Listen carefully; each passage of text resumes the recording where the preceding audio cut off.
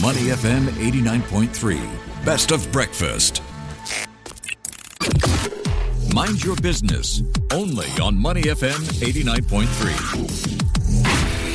That's right. It's time to mind your business with Ahmad Akhtar and Audrey Seek. Now, AI is everywhere these days, but one of the fastest growing applications isn't in robotics or finance. It's in our voices. Globally, the voice AI market is projected to reach nearly $47 billion by 2034.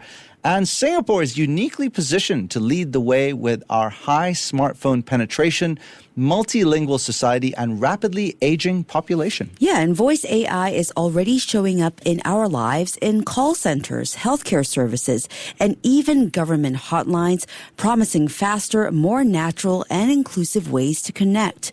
But what does that actually look like on the ground, and how does it change how we interact with this technology? To help us unpack this, we're joined first by Christopher Connolly, Solution Engineering Lead APJ at Twilio. Chris, good morning. Good morning. Lovely to be here. Lovely to have you. And he's joined, of course, by Mohammed Hazwan bin Ismail, Lead Innovation Catalyst at Lions Befrienders. Hazwan, how are you? Hello, good morning. Wonderful to have you both on. So let's start with you, Chris. You know, most people hear voice AI and think of maybe Siri or Alexa.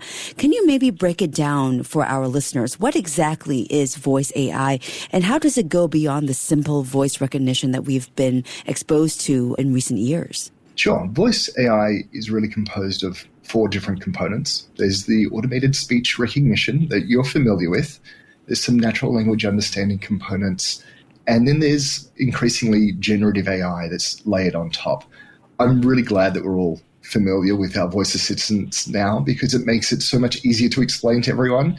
It's also driving why the adoption is increasing because people are familiar with it. Historically, it was like press 1 for this, 2 for that. It was pretty clunky and it was a cold message at the end of the day. But we've moved on in incredible leaps and bounds in the last 12 months. And now voice AI is starting to be embedded in customer experiences in almost every situation. Yeah, Chris, let's hope it doesn't accelerate too quickly, else Audrey and I will be out of jobs in no time.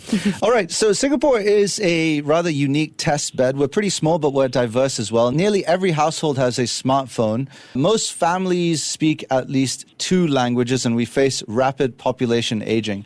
By 2030, about 1 in 4 Singaporeans will be aged 65 or above. That makes accessibility and inclusivity exceptionally crucial. From Twilio's perspective, Chris, where are you seeing the strongest demand for voice AI in Singapore right now? We're seeing demand across all sectors, but certainly in government sectors where things like aged care are becoming vital. And I think we're going to see some of this today with Lions Befrienders, using innovative voice technology to engage with aged care patients in a really seamless way. And that is universal, not just in government, but also in things like appointment setting for restaurants, where now we might have restaurants that aren't really up to date with all the latest technology, but they still have a phone. And when a patron wants to book a restaurant appointment, they can do that online, but the back end of that might actually be a voice call out to that restaurant to set up that restaurant appointment. So really innovative use cases across the board in Singapore. So beyond this, which industries do you see having the most transformative potential with voice-led interactions, Christopher? Well, we see this across everything. Certainly, I'm going to double down on healthcare a little bit because it's such an interesting use case for accessibility reasons. One item about voice is it's pretty frictionless. Unlike typing, unlike visual interfaces where you might have end users that maybe can't read or their vision is impaired, voice offers a new channel to explore. And that is true for healthcare providers, for education, and ultimately for financial services as well. But fundamentally, it's an accessibility tool. It removes those barriers for digital literacy, which is really vital for those underserved populations. One of the most powerful use cases for voice AI is happening right here in Singapore with Lions Befrienders, an organization supporting seniors.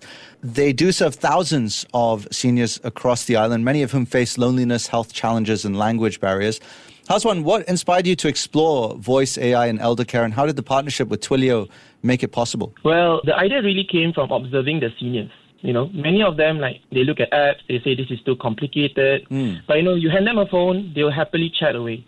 voice is natural, is how we've communicated since birth. I like to joke, that no seniors ever say, I miss clicking tiny buttons on my screen, but they do miss having somebody to talk to. Yeah.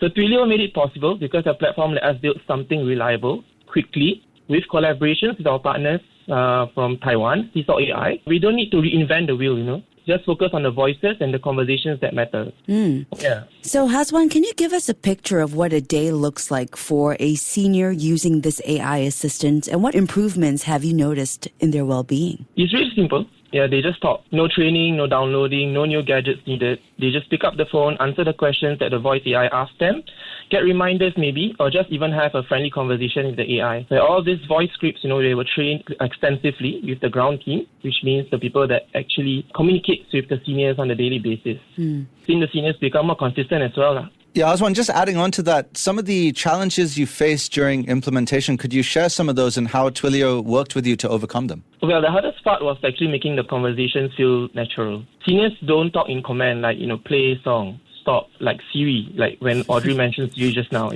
They tell stories, they pause, sometimes they forget what they were saying halfway through, and we actually love them for that. The challenge was teaching the AI to roll with it. So Twilio's tools help us to allow the AI to be further tested at a low cost. And because we are a charity organization, if you are using a different provider, it has been harder to come up with our current technology that we have. So speaking of challenges, Christopher, I want to bring you back in right now. Let's be real here. Adoption isn't always smooth. Around 80% of AI projects never make it past the pilot stage. So what are the biggest challenges when implementing voice AI? And how does it differ from the other types of AI like ChatGPT style maybe? Yeah. So the challenges that we see is when there's no clear business use case that is driving the project, we see a lot of those AI projects fail. There's obviously a directive from the top levels of organizations to do that new AI thing. But without clear success metrics and the use case, they're just ultimately not going to succeed. Projects that land really well is where some human-centered design has been conducted. You understand what is the use case that is trying to be solved for, how can it be solved with some automation, and what parts should be left for a human as well. Yeah. And what about the smaller companies? A lot of SMEs worry that it will be expensive or require some sort of specialized infrastructure. What should a company really consider before taking this leap? First, I'd certainly advocate, don't be afraid of voice interfaces. They are incredibly smooth, and the barriers to entry are lower than they've ever been before. So for smaller organizations that might have felt this was cost prohibitive in the past, the world has changed. The last 12 months, we've seen APIs that aggregate all of this together through platforms like Twilio. That means that the complexity under the hood, they don't have to worry about. They can get on with building new interfaces for business problems that they have today on the same platform that the largest organizations in the world are also using. And that democratization of the platform is something that we think is incredibly powerful as part of our platform. Yeah, Hazwan, just bringing you back into the conversation, are there any areas of improvement that you'd like to see in the AI voice assistant so it works more seamlessly down the line? Well, when we are talking about improvements, right, basically voice is the crucial factor in this voice AI. So localized AI would be something that we are actually looking at, especially when we're talking about using it in Singapore. People speak in combined languages. Just a simple ordering a iced coffee from the hawker center is like kopi peng or kopi peng kosong. So these sort of things actually causes a little bit of challenges. So having it being able to naturally understand all these English terms would be something that we are looking at for improvements. Also the receptiveness and also the different ideas that the AI could actually help anybody, not just the seniors, to actually, continue communicating, especially for those who are socially isolated as well. Yeah, so we do know that this kind of technology is being implemented very rapidly and is also being improved as well. Christopher, to Hazwan's point about having a more multilingual kind of voice AI, do you think that is in the horizon? I think it is absolutely on the horizon in a shorter time frame than we ever thought before. Being able to mix different languages, to have language detection as part of the AI, and mixed dialogue with Singlish, with English, with Malay is what we're working on right now. And those experiences are coming to a phone call, a website near you right as we speak. So that is what we would expect to come in short order. Christopher, for business leaders listening in, is there a practical step that you can offer for them to start experimenting with voice AI, even if they don't have the means or the resources of a government agency or MNC to work with? Yeah, absolutely. Start with the use case, look at the data that you already have, and do you know, here's the question I'd posit to them, do you know how your customers are talking to you today? If you don't know that, that's a really good place to start. Listen to those phone calls. You can do that at scale, and you can listen to thousands of phone calls at once using AI itself to tell you that.